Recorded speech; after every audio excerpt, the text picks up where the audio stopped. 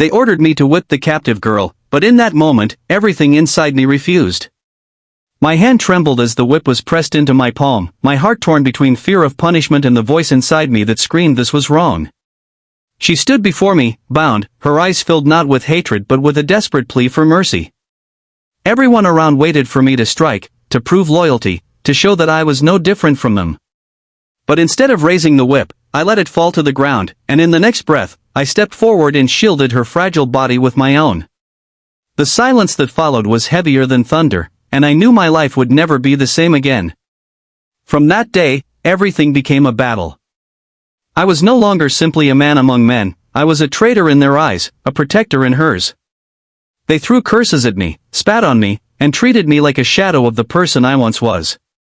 Yet when I looked into her eyes, I felt strength I never knew existed. Her presence reminded me that humanity cannot be silenced by cruelty, that compassion is stronger than fear. The days that followed tested us both. I was beaten for my defiance, denied food, and mocked for choosing her over obedience.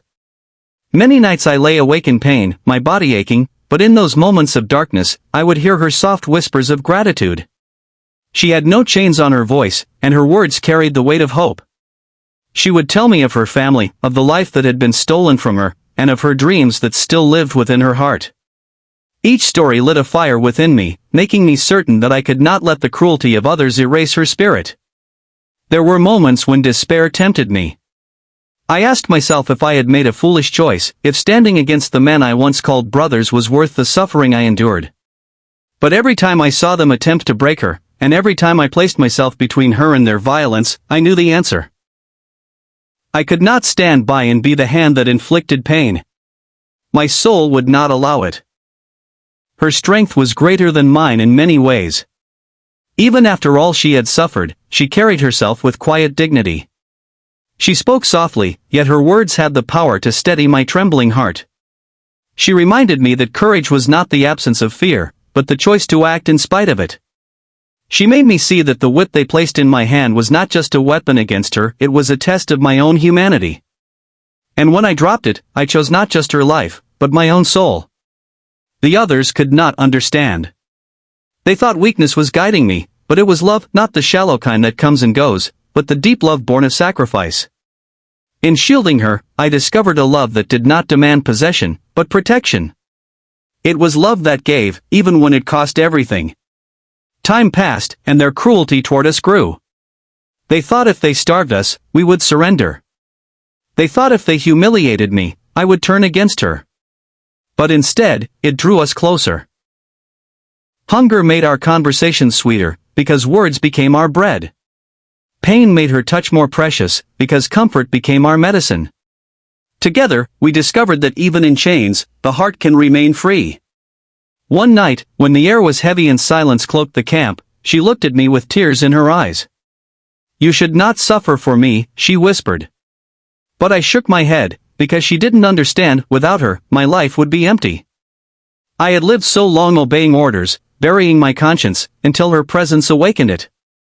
She gave me back the part of myself I had lost, the part that still believed in goodness. The chance for escape came suddenly. The guards grew careless, believing they had broken us.